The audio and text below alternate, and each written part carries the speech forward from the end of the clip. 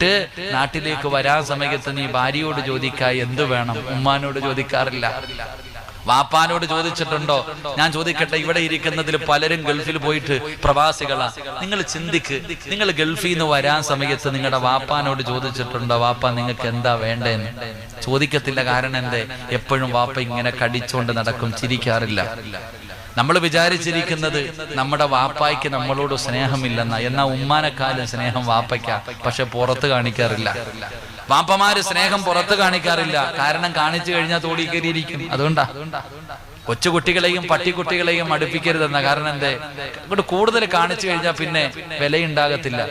എന്റെ പ്രിയപ്പെട്ടവരെ, വാപ്പമാർ അത് മനസ്സിന്റെ ഉള്ളിൽ വല്ലാത്ത സ്നേഹമാ. അള്ളാഹുവേ, എല്ലാരും പറയാറുണ്ട് ഉമ്മാടെ കാൽച്ചുവട്ടിലാ സ്വർഗം കിടക്കുന്നേന്ന്.